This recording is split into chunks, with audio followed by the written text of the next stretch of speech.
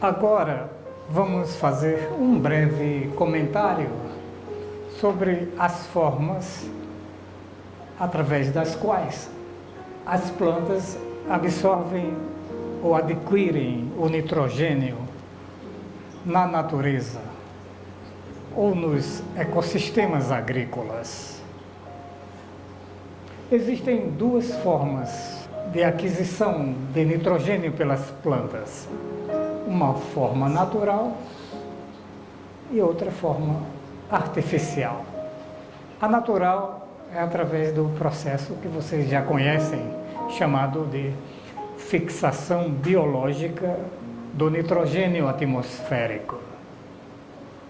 E a artificial, que nós também chamamos de antrópica, é a fixação industrial, também do nitrogênio da atmosfera.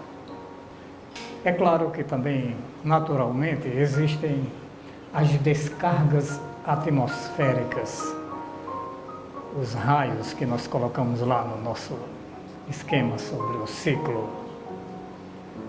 Mas, basicamente, naturalmente, o que se destaca é a questão da fixação biológica do nitrogênio.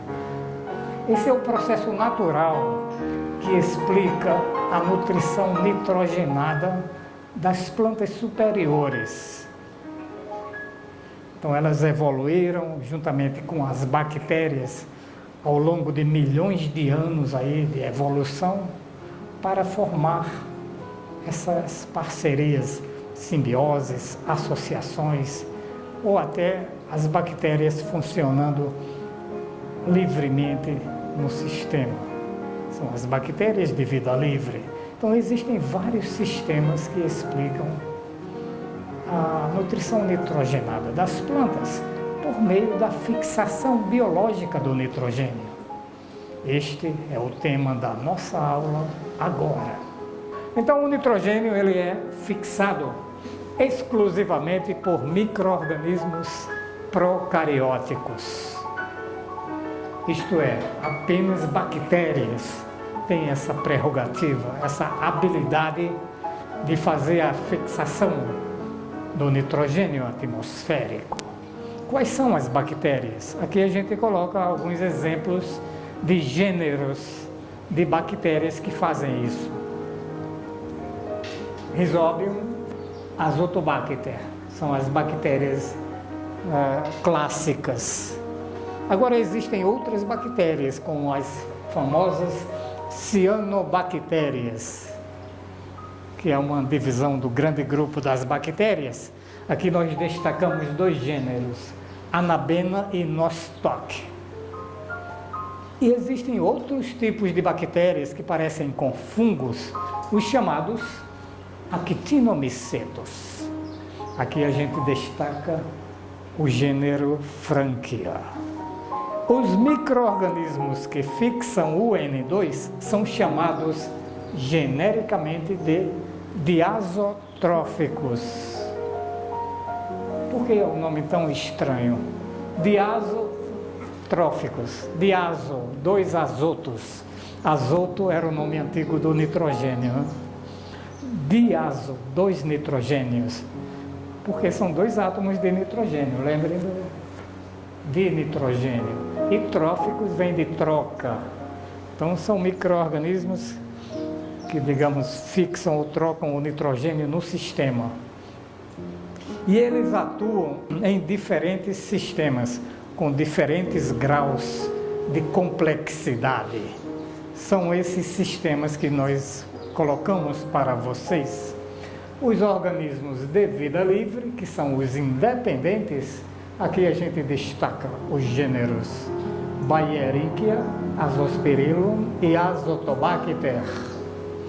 As associações, que são micro-organismos que ocorrem na rizosfera inicialmente e depois dentro de raízes, principalmente de gramíneas, como por exemplo esse gênero Glucanocetobacter na cana-de-açúcar. E as famosas simbioses, Quando a gente fala em simbiose, a gente lembra logo da soja com os risóbios. É a simbiose mais clássica, né? Os leguminosas e risóbios. Mas existem outras. Existem os líquens, que são simbioses de fungos e algas ou cianobactérias. Existe a simbiose anabena com essa planta inferior chamada azola. Lembrem que a anabena é uma cianobactéria. Existe o risóbio com as leguminosas. E aqui existe ainda outro que não está aqui, mas é um actinomiceto, que a gente já referiu no slide anterior, o Frankia, com plantas, árvores de clima temperado. Então são 4 simbioses básicas. Todos esses sistemas, vida livre, associações e simbioses, são tratados em um vídeo cujo link está aqui exposto na tela, que já foi publicado no meu canal há vários anos. Então vocês, se quiserem mais detalhes sobre esses sistemas, acessem esse vídeo que vocês vão encontrar informações muito importantes. Aqui nós estamos fazendo um resumo, digamos assim, desses sistemas através desta figura que foi retirada do livro de Marschner.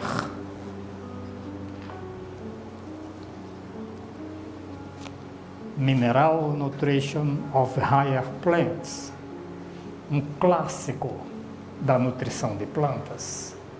Então todas essas considerações são colocadas aqui neste nosso livro. Eu vou resumir para vocês.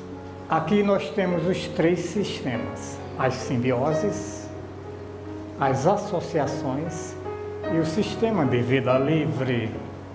As simbioses a gente coloca, acabamos de falar, né? São os risóbios com as leguminosas, Frankia com as plantas temperadas, os líquens e as azolas com as anabenas. Qual é a fonte de energia para os sistemas simbióticos? Basicamente, os açúcares e outros metabólitos fornecidos pelas plantas hospedeiras. O que significa isso? As plantas estão fazendo fotossíntese pela parte aérea, é claro, né? No caso, por exemplo, da simbiose risóbio-leguminosa, elas transformam a energia solar, juntamente com o CO2, em carboidratos e açúcares diversos. Esses açúcares vão ser fornecidos para as bactérias que estão aqui localizadas nos nódulos. Esta é a fonte de energia dos hospedeiros, aliás, dos hóspedes procarióticos. Os hospedeiros são as plantas e os hóspedes, as bactérias. Uma simbiose perfeita. Neste sistema de simbioses, já foram encontradas quantidades fabulosas de nitrogênio fixadas, variando aí de 50 a 400 quilos por hectare de nitrogênio. É uma coisa fantástica para algumas plantas. Isso só tem sido obtido nesses sistemas de simbiose de risóbios com as leguminosas. Nos outros sistemas simbióticos, as quantidades são mais modestas, mas nas simbioses clássicas dos risóbios com as leguminosas, já foram obtidos mais de 400 quilos por hectare de nitrogênio fixado. O outro sistema que a gente destaca aqui são as associações, como, por exemplo, Azospirillum, Azotobacter. Então, essas associações começam na rizosfera. As plantas têm as suas raízes tomadas por comunidades microbianas e essas bactérias diazotróficas se alojam aqui na rizosfera e são atraídas pelas secreções, exudatos e outros compostos lançados pelas raízes no solo E em algum momento eles encontram oportunidade e entram pelas raízes, nos espaços intercelulares, penetrando aí nas raízes e até subindo para a parte aérea.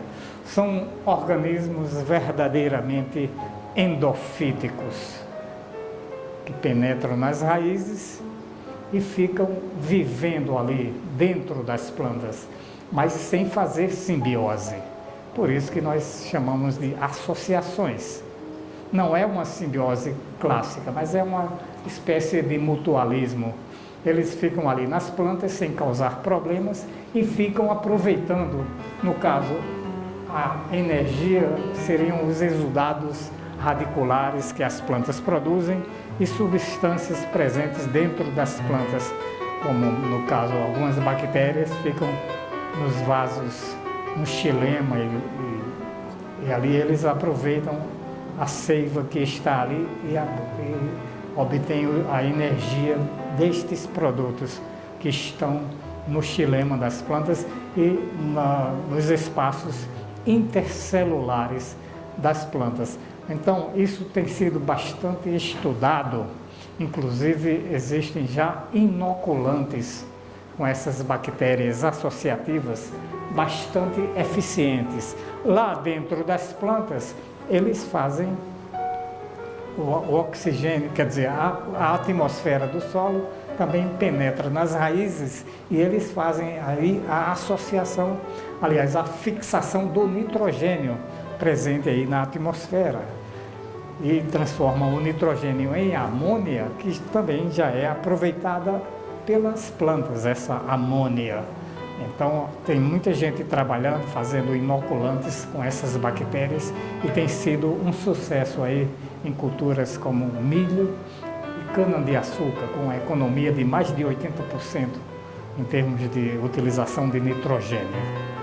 Então, as fontes de energia são os exudados das plantas, radiculares das plantas, e as quantidades fixadas já foram estudadas também, oscilando entre 10 e 200 quilos por hectare. 200 seria uma coisa mais excepcional.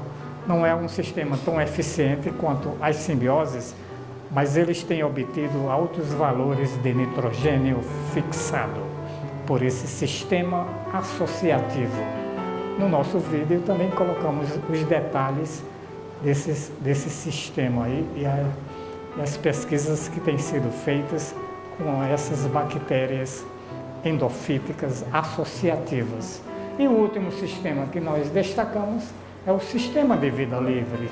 Então, aqui ao redor das raízes, temos uma verdadeira comunidade de micro-organismos diversos, trabalhando e aproveitando aí os materiais orgânicos presentes na rizosfera. Então, essas plantas ficam... essas bactérias ficam aqui ao redor das raízes, aproveitando esses materiais que ficam disponíveis em altas quantidades ou concentrações ao redor das raízes. Então, no caso dos heterotróficos, a fonte de energia são justamente esses resíduos de plantas, de raízes e os próprios exudados e secreções, mucilagens e outros materiais que são ricos na rizosfera. É bom frisar que nesse tipo de vida livre nós temos duas situações: os organismos heterotróficos que vivem na rizosfera, que vivem aqui no interior do solo, na subsuperfície, onde tem raízes, e os organismos autotróficos, que são os que fazem fotossíntese.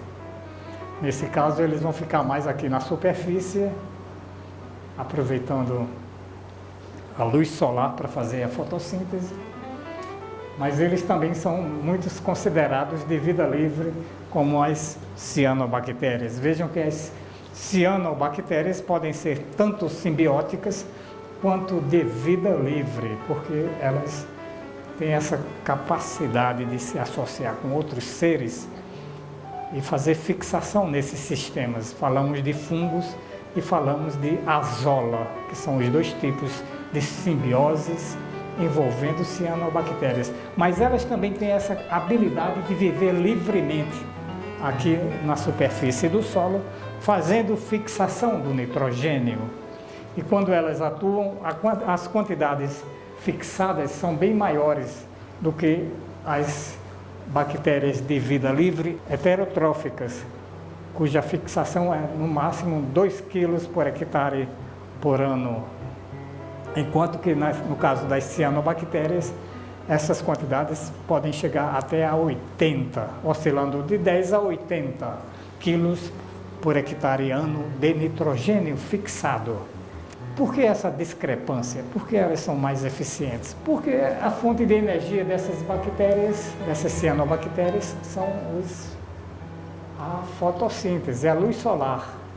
Então elas fazem a fotossíntese e já produzem os açúcares que elas vão usar na fixação do nitrogênio.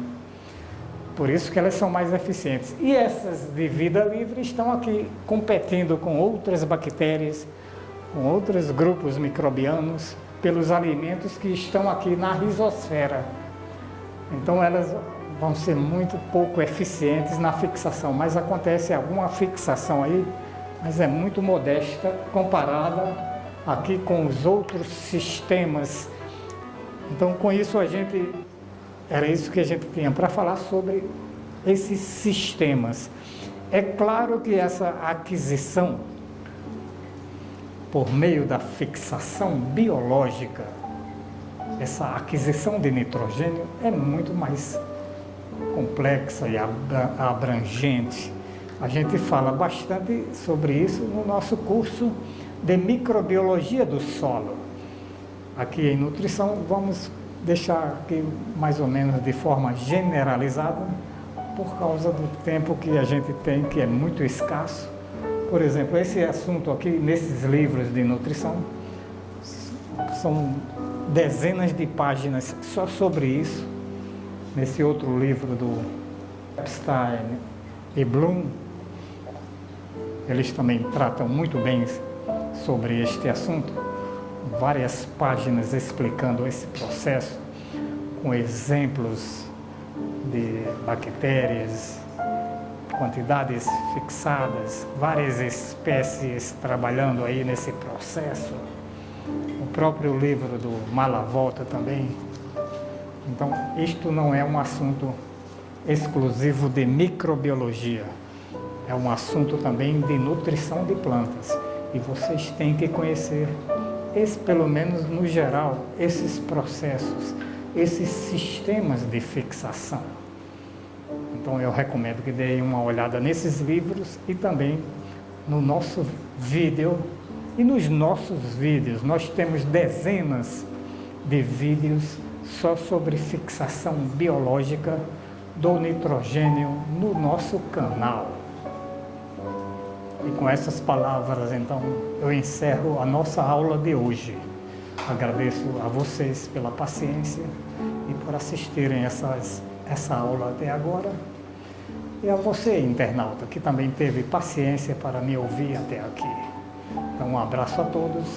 Vejo vocês, então, na próxima aula.